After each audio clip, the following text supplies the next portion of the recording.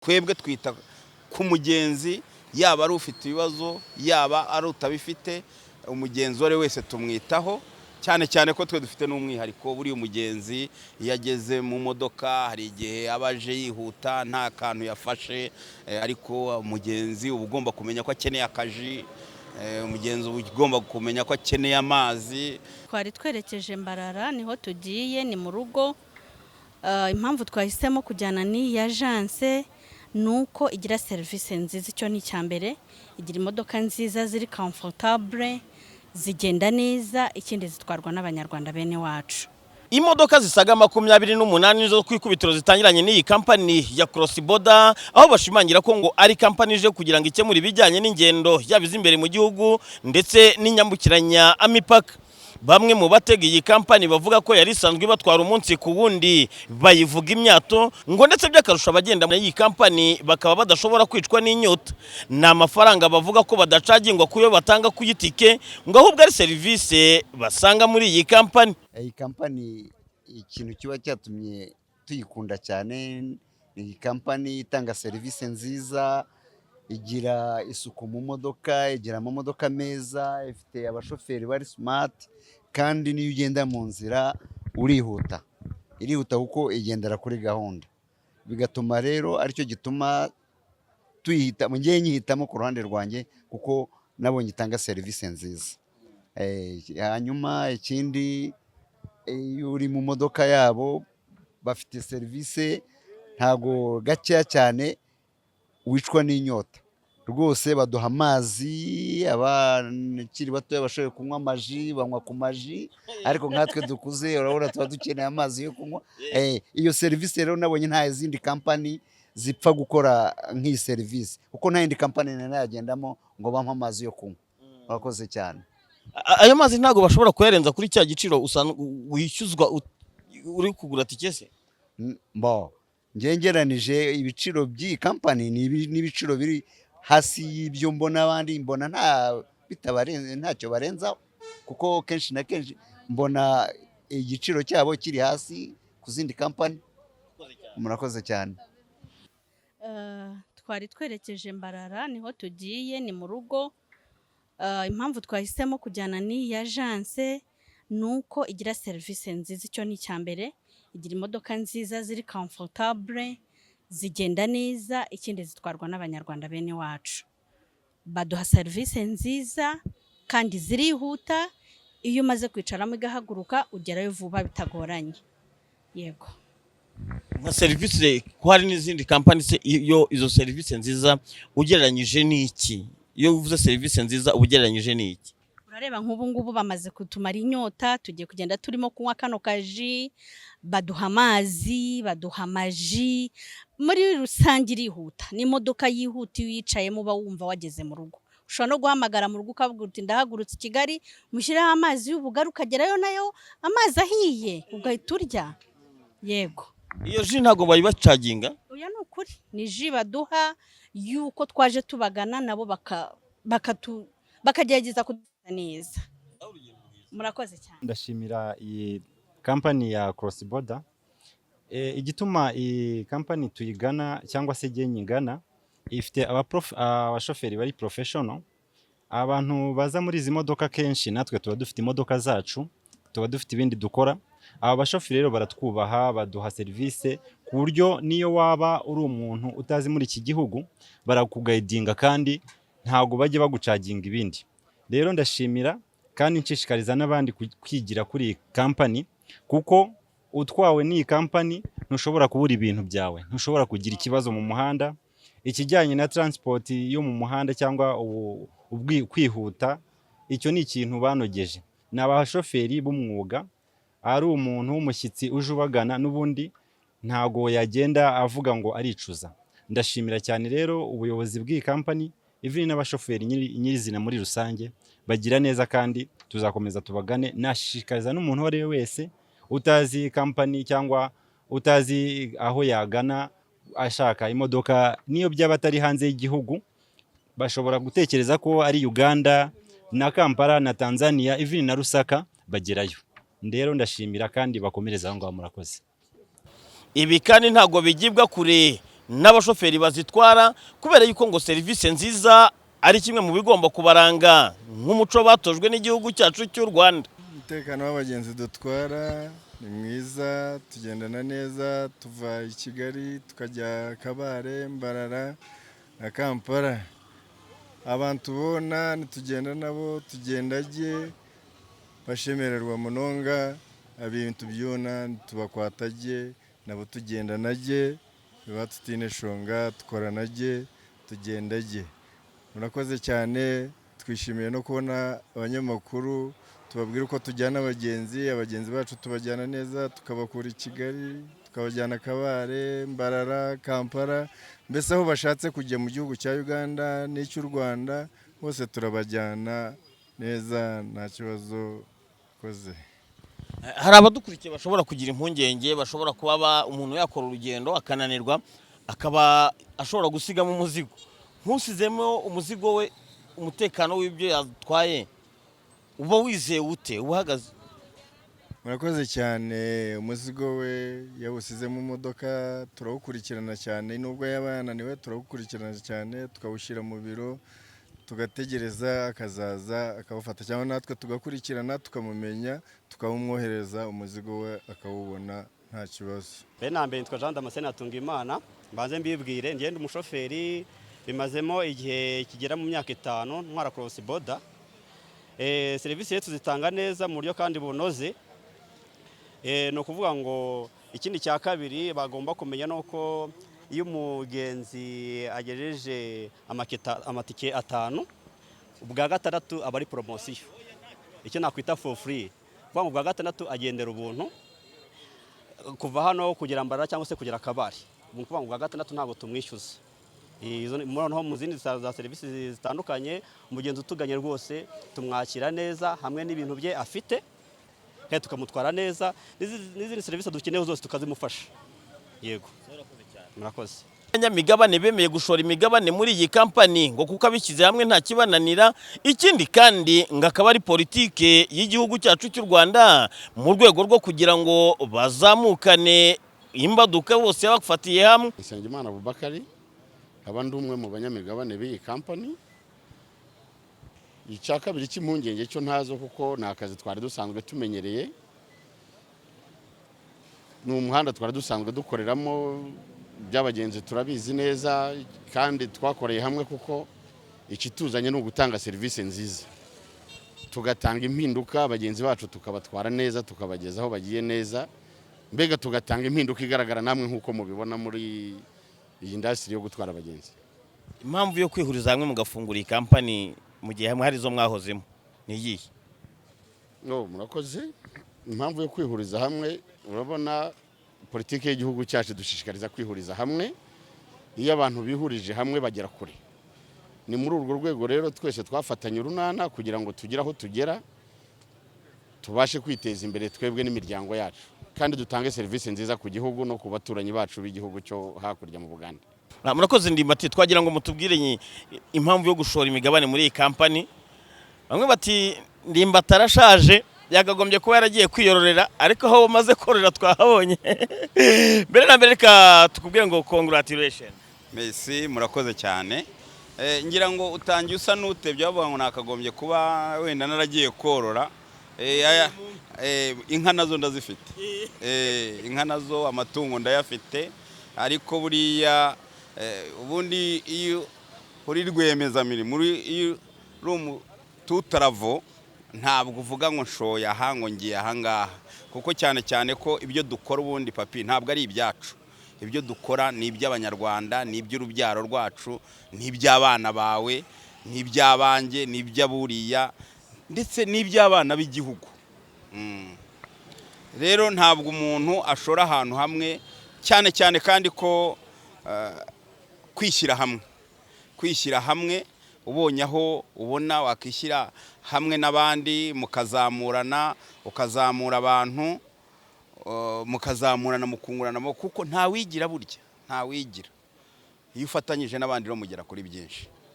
Igitekerezo cyo gufungura iyi kampani cyaje gute?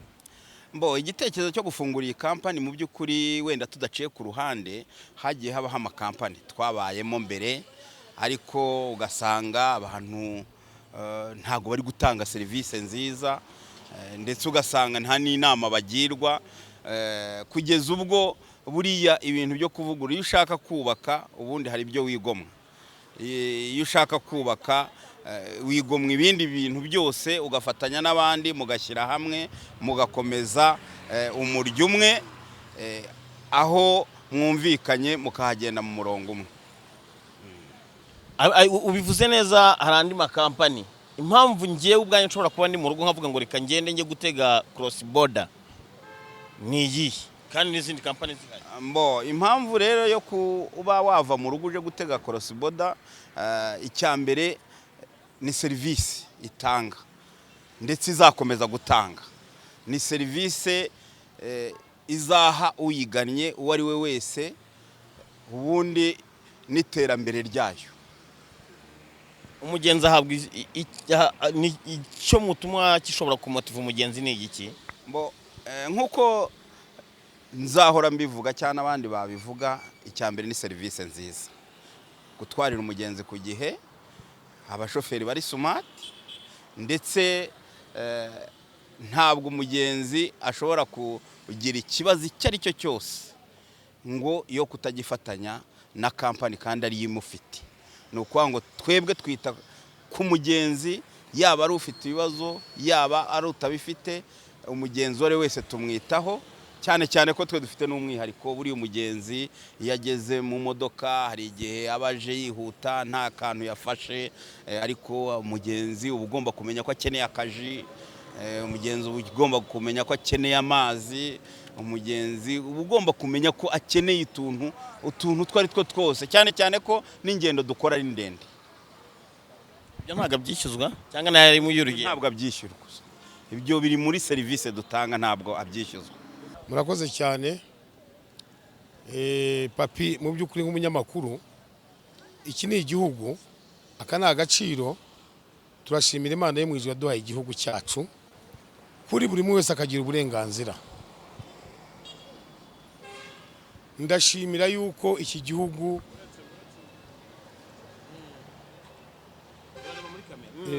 ndashimira mu by'ukuri iterambere ry'igihugu cyacu.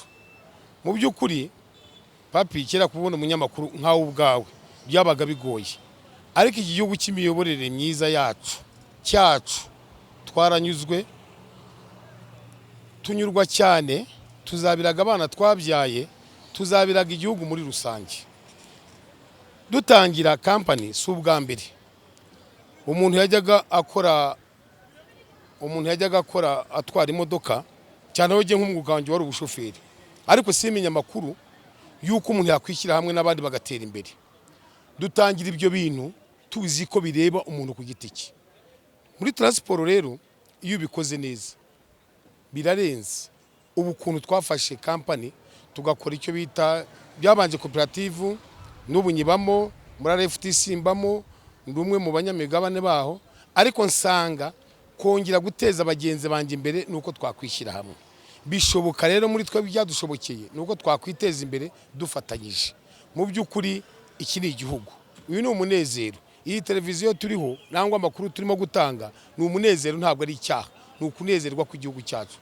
Turashimira Imana yo mu ijuru yaduhaye ubuyobozi, ikaduha umugaba mukuru w'igihugu cyacu ari we perezida.